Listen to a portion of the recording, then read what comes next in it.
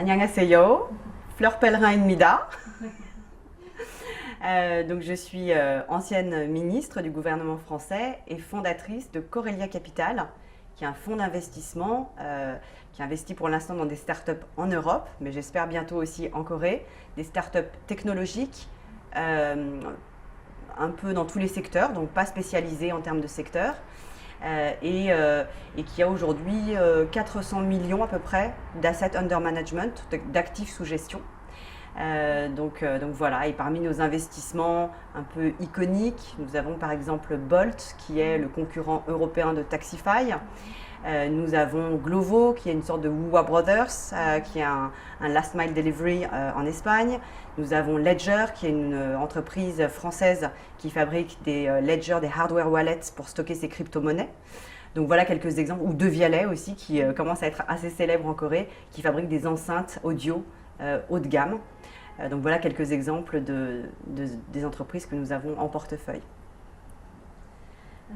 Alors, quels sont les impacts du Covid-19 sur l'écosystème des startups? Alors, l'impact du Covid sur l'écosystème des startups en France et en Europe, d'abord je crois qu'on ne mesure pas complètement son ampleur à l'heure actuelle, parce que d'abord c'est pas complètement fini, il y a encore beaucoup de restrictions au voyage, donc c'est évidemment très compliqué. Ça a été très difficile au départ pour les entreprises de savoir ce qui allait se passer. Au tout début de la crise pandémique, les investisseurs comme nous par exemple ne savaient pas s'ils pourraient continuer à investir, parce que investir, ça exige souvent d'avoir un contact privilégié avec les équipes, d'aller rencontrer les entreprises, d'aller voir leurs locaux, de discuter avec les fondateurs. Et tout ça n'était plus possible pendant le Covid. Donc il y a eu tout un moment pendant lequel on pensait qu'en fait il y aurait un freeze, qu'il y aurait un gel des investissements. Et puis finalement ça ne s'est pas passé comme ça. C'est-à-dire qu'en réalité, quand on regarde à ce qui s'est passé en 2019 et en 2020 et 2021 en France par exemple, il y a eu des levées de fonds records, des très très très grands montants de fonds qui ont été levés, des tailles de levée de fonds par entreprise qui ont beaucoup augmenté, avec des levées qui étaient parfois plus importantes que 100 millions d'euros, donc c'était très très important. Et finalement, on s'est rendu compte qu'on arrivait quand même bien à travailler à distance et que l'écosystème était plutôt résilient. Alors évidemment, il y a eu des secteurs dans lesquels la crise a été très difficile. Je pense en particulier à ce qui est hospitalité, donc tout ce qui concerne le tourisme, le travel, les travel tech, etc. Nous, on a une entreprise dans notre portefeuille, par exemple, qui est une entreprise allemande et qui s'appelle Get Your Guide, qui est une sorte de Airbnb des activités touristiques. Donc, si vous êtes par exemple un touriste coréen à Paris, vous pouvez grâce à Get Your Guide prendre votre billet pour le Louvre, pour les châteaux de la Loire, pour le Mont-Saint-Michel, tout ça sur une même plateforme, donc c'est très très pratique. Bon, évidemment, cette entreprise pendant le Covid, avec les voyages qui ont baissé de 80-90%, c'était pas facile. Mais l'entreprise était bien financée et donc elle s'est mise un peu en sommeil et puis elle a attendu que le trafic aérien reprenne et que les voyages reprennent. Pour le reste, il y a des entreprises en fait qui ont plutôt très bien marché pendant le Covid. Je citais tout à l'heure Glovo, du last mile delivery, donc évidemment les gens étaient chez eux en lockdown, donc c'était très content de pouvoir utiliser des plateformes de livraison de courses à domicile, de livraison de restaurants à domicile. Donc cette plateforme a très bien marché, de même que Bolt qui fait aussi de la livraison de nourriture à domicile. Donc il y a des secteurs qui se sont plutôt bien portés. Et qui ont profité en fait de tendances anciennes qui étaient des tendances croissantes, le e-commerce de manière générale et la livraison à domicile qui s'est accélérée pendant la crise.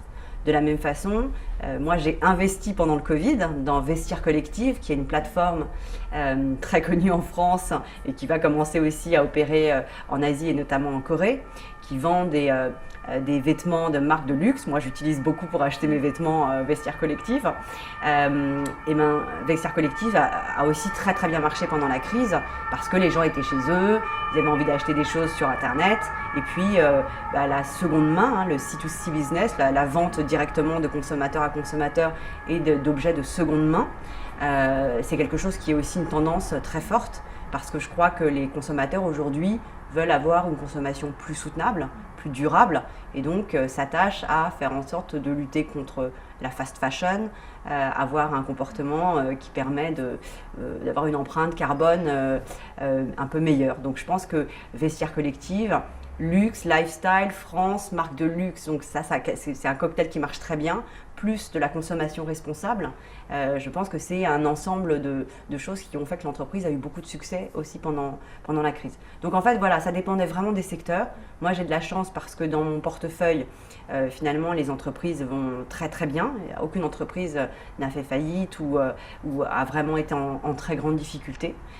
Et donc, dans la tech en général, ce qu'on se dit avec mes collègues investisseurs à Paris, c'est qu'on est plutôt dans un secteur qui a été privilégié par rapport aux restaurants, au commerce de détail, aux magasins, aux industries créatives, aux spectacles vivants, les théâtres, les concerts, tout ça sont des secteurs qui ont été très fortement impactés par la crise. Donc dans la technologie, on a plutôt eu de la chance. Et quelles sont les startups sur lesquelles vous avez porté votre regard en 2021?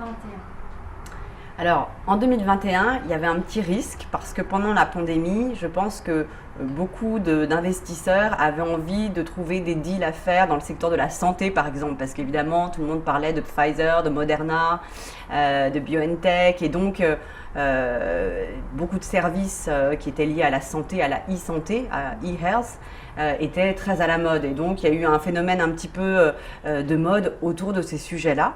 Donc nous, on a regardé quelques sujets comme cela, mais finalement, comme je le disais tout à l'heure, les deals que nous avons faits pendant cette période de Covid tournaient plutôt autour du e-commerce. Donc on a fait Vestiaire Collective dont j'ai déjà parlé. On a fait aussi un autre deal qui s'appelle Wallapop. Wallapop, c'est une entreprise qui est aussi C2C, donc l'économie un peu circulaire, de vente d'objets de seconde main, un peu comme Carotte en Corée. Et qui est donc en Espagne, à Barcelone, et qui marche très bien parce que là aussi, je crois, il y a à la fois la volonté des gens de faire partie d'une communauté et puis d'acheter des choses à meilleur prix, moins cher. Et parfois des choses qui ont déjà eu, des objets qui ont déjà eu une vie auparavant. Enfin, je pense qu'il y a quelque chose aussi qui est plus aujourd'hui dans la tendance actuelle d'avoir recours à ces plateformes. Donc nous, on a regardé plutôt des sujets e-commerce, mais plus récemment, dans ce moment un peu de sortie de crise, il y a un univers qui me paraît extrêmement intéressant autour des cryptos, des NFT, du métaverse, parce que ce sont des sujets qui sont nés un peu pendant la pandémie, qui sont devenus très fashionable, très à la mode pendant la pandémie, avec des NFT qui parfois valaient vraiment, dans l'art contemporain notamment, qui valaient extrêmement cher, qu'on pouvait échanger en faisant de grosses plus-values. Donc il y a une espèce de folie autour de ça. Mais ce n'est pas ce sujet-là, moi, qui m'intéresse. C'est que dans la finance décentralisée et avec l'usage des smart contracts, des crypto-monnaies, je pense qu'en réalité, il y a une opportunité très très très forte pour les marques, en fait, pour que les marques interagissent avec leurs consommateurs. Et je pense qu'on arrive aujourd'hui à davantage de maturité dans cet univers-là. Évidemment, il y aura beaucoup de scams, de mauvaises affaires, mais je pense que les entrepreneurs qui réussissent à avoir une vision très claire de la manière dont les NFT, la blockchain peuvent être utilisés par un certain nombre de marques dans leurs relations avec leurs clients. Enfin, ces entrepreneurs qui craquent le modèle, qui identifient quels seront les business models, les modèles d'affaires pertinents dans cet univers-là, peuvent construire de très très belles aventures entrepreneuriales. Donc en ce moment, je suis très attentive à cet univers. C'est aussi parce que, vous le savez, j'ai des liens particuliers avec la Corée. Et je sais qu'en Corée, d'abord j'ai vu un article ce matin disant que le gouvernement allait investir massivement pour faire de la Corée un champion du métaverse. Donc je sais que ces sujets seront probablement très en avance en Corée. Probablement que ceux qui nous regardent aujourd'hui, certains d'entre eux travaillent dans ces univers-là. Donc moi, je souhaite vraiment regarder en ce début d'année 2022 tout ce qui est à l'intersection entre le gaming, les NFT, le métaverse et aussi l'univers des crypto-monnaies. Je pense qu'il y aura des choses très intéressantes, qu'il faudra être très sélectif parce qu'il y aura beaucoup de choses mauvaises, beaucoup de mauvais investissements, mais potentiellement de très très très belles aussi, de très belles histoires. C'est très intéressant que vous venez de dire. Du coup, est-ce que c'est le métaverse, les crypto-monnaies, NFT, c'est un sujet qu'on parle beaucoup en Europe aussi? Oui, alors le métaverse, les NFT, les crypto-monnaies, tout ça, ce sont des sujets qui sont très très très très à la mode. Beaucoup de marques lifestyle, de mode, de luxe, sont extrêmement intéressées par ces sujets. Et on sent en ce moment une petite frénésie, FOMO, comme on dit, Fear of Missing Out. Donc on sent que les marques ont très très peur de manquer quelque chose d'important et de laisser échapper une occasion de créer une relation différente avec leurs clients. Donc je pense qu'il va y avoir beaucoup d'investissements qui vont être faits dans ce domaine. En ce moment, on voit Adidas, Balenciaga, Fendi en fait vient de lancer aussi, alors c'est pas vraiment des NFT, mais Fendi vient de lancer dans son dernier défilé de mode homme avec une entreprise de mon portefeuille, Ledger, un petit accessoire de mode qui permet d'avoir une petite chaîne et puis d'avoir sa clé de son hardware wallet, en fait sa petite clé de stockage des crypto-monnaies comme un accessoire de mode. Donc on voit se rejoindre les univers de la crypto et de la mode, du luxe. Et je pense qu'autour de cette jonction, autour de cette rencontre entre le lifestyle, le gaming, le NFT, les crypto-monnaies, il va y avoir des choses très intéressantes. Je pense que dans l'univers du jeu, c'est déjà une tendance qui est très ancienne, le fait que des joueurs achètent des skins, donc des armes, des capacités, des compétences en ligne pour améliorer leur capacité de jeu. Tout ça, c'est quelque chose qui existe déjà depuis très longtemps. Mais avec les NFT, le fait de pouvoir échanger, de pouvoir transporter des skins d'un univers à un autre, d'un métaverse à un autre. Enfin, il y a plein de choses en ce moment qui se passent, qui me paraissent réplicables du jeu à d'autres univers de consommation. Et donc, je pense qu'il va y avoir beaucoup d'opportunités. J'ai évidemment... je suis un peu influencée par ce qui se passe sur Zepeto parce que je regarde Zepeto, c'est un métaverse qui existe depuis de nombreuses années. Là aussi, la Corée a été très en avance, mais c'est très intéressant de voir comment les marques collaborent avec Zepeto pour créer des communautés et puis demain peut-être des modèles d'affaires nouveaux. Donc je pense que c'est un univers très intéressant dans lequel il y aura sans doute beaucoup de créativité en Corée. Donc je suis très attentive aux startups qui travaillent un peu dans cet univers, que ce soit des studios de création de 3D, que ce soit des entreprises qui sont plus dans l'univers vraiment directement crypto en Corée. C'est quelque chose qui m'intéresse beaucoup. Je pense qu'il y aura des connexions intéressantes à faire entre la France et la Corée dans ces univers. Alors, du coup, d'après vous, les contenus de Metaverse, les NFT, les crypto-monnaies, c'est ça, ils seront en vedette du coup l'année à venir? Je pense qu'il y aura beaucoup en 2022 d'investissements dans cet univers. Il faudra faire attention parce que je pense que ça sera très cher. Du coup, il y aura une forme d'inflation parce que comme tout sujet à la mode, souvent ça attire beaucoup d'investisseurs et du coup ça fait monter les prix. Donc, c'est pour ça que je disais tout à l'heure, il faudra être vigilant et sélectif. Mais je pense qu'il va y avoir vraiment beaucoup d'attention portée à ces sujets en termes d'investissement. En tout cas, je vois bien ça au premier trimestre. Déjà, là, je sens qu'il y a beaucoup d'ébullition autour de ce sujet en France. Donc, je crois que c'est un sujet qu'il faudra regarder. Après, il y a d'autres sujets qui restent toujours des sujets autour des fintech, autour de la santé. Moi, je regarde aussi des choses dans ces univers-là, dans l'industrialisation, le 4.0. Il y a toujours des sujets qui sont des sujets structurellement à la mode, qui continueront, je pense, à donner lieu à de très beaux investissements, à de très beaux deals. Mais en tout cas, j'imagine que Metaverse, NFT, il va y avoir beaucoup de deals importants et intéressants dans les mois à venir. D'après vous, est-ce qu'il y a des points communs quels sont les points communs et les points différents entre l'écosystème coréen et français dans le domaine de start-up? Je vois beaucoup de choses en fait communes, c'est-à-dire que entre l'écosystème français et l'écosystème coréen, je pense que c'est des écosystèmes qui étaient un peu en retard il y a une dizaine d'années. Moi, quand j'étais membre du gouvernement, entre 2012, en tout cas en charge du numérique entre 2012 et 2014. C'est un écosystème qui était naissant, il y avait très peu de ce qu'on appelle licornes, d'entreprises dont la valorisation est de plus d'1 milliard. Il y en avait une ou deux, je pense. Aujourd'hui, il y en a 27, ou 26 ou 27 en France. Il y avait peu d'investisseurs de VC, d'entreprises de VC qui avaient suffisamment d'argent pour suivre une entreprise tout au long de sa croissance. Il y avait peu d'investisseurs qui pouvaient aider les entreprises à s'internationaliser. Donc l'écosystème n'était pas très mûr. Et je pense qu'en Corée, c'était un peu pareil. Et aujourd'hui, je trouve qu'on voit une accélération et une maturité des écosystèmes qui est assez proche, même si j'ai le sentiment qu'en Corée, c'est allé plus vite qu'en France.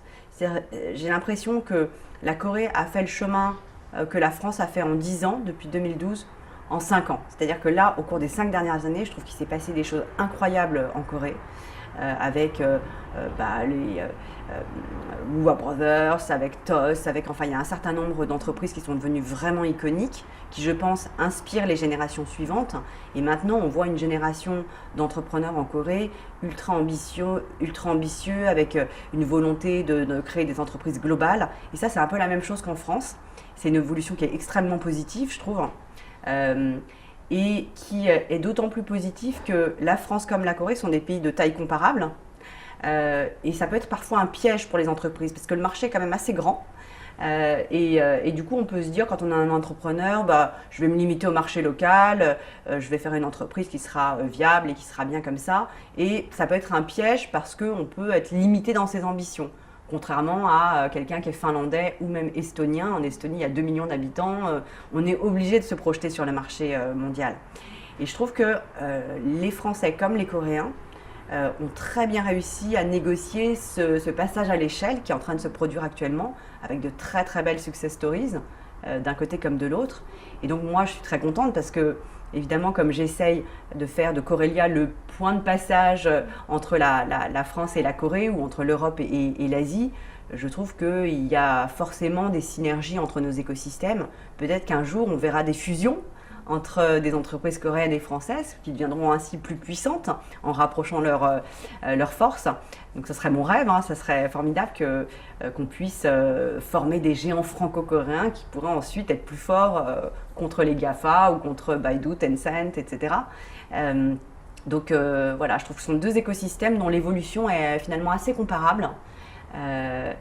Peut-être un petit plus à la Corée en termes d'agilité, en termes de compréhension du marché, en termes de pouvoir s'adapter beaucoup plus rapidement et plus facilement à l'évolution des mentalités de consommation, etc. Je trouve qu'il y a une réactivité qui est un peu plus forte, une capacité à tester des nouveaux modèles d'affaires qui est plus forte en Corée, mais peut-être aussi parce que les Coréens, comme consommateurs, sont beaucoup plus early adopters, ils aiment bien tester, enfin l'innovation est quelque chose qui est très ancré dans la mentalité. Donc voilà, il y a peut-être un petit avantage côté Corée de ce côté-là. Alors, pourriez-vous donner quelques conseils aux startups coréennes qui veulent développer leurs activités en Europe ? Alors déjà, je leur donne comme conseil de venir me voir. Corelia a un bureau à Séoul avec mon associé qui s'appelle Pierre Ju, qui est un franco-coréen, et Jamie qui travaille avec nous, qui est analyste aussi chez nous. Donc nous, on est ravis en fait. On investit plutôt late stage, ce qu'on appelle late stage, donc plutôt dans des entreprises qui sont déjà assez matures, pas dans le garage en train d'avoir une idée, mais plutôt déjà en train de faire du chiffre d'affaires, pas encore profitable, mais bientôt. Donc c'est plutôt cette typologie-là d'entreprise qui nous intéresse. Mais on est quand même toujours très intéressé de rencontrer des entrepreneurs à n'importe quelle étape, parce qu'un entrepreneur qui est aujourd'hui dans son garage, peut-être que dans 3 ans, il sera en train de lever une série B, et donc ça sera intéressant pour nous. Donc on aime bien connaître les gens pendant longtemps, les suivre dans leur carrière, leur donner des conseils parfois, même si on n'est pas investisseur, on est proche des entrepreneurs, nous c'est ça qu'on aime bien faire. Donc honnêtement, moi d'habitude, hors période Covid, je suis tous les mois ou tous les mois et demi à Séoul, donc je passe vraiment beaucoup de temps en Corée. Et on a vraiment envie d'être cette porte, ce pont entre la France et la Corée, ou entre la Corée et l'Europe. Donc on est ravis, nous, d'essayer d'aider les entreprises coréennes à tester le marché et à venir se développer en Europe. Donc le meilleur conseil que je puisse leur donner, c'est de venir nous voir.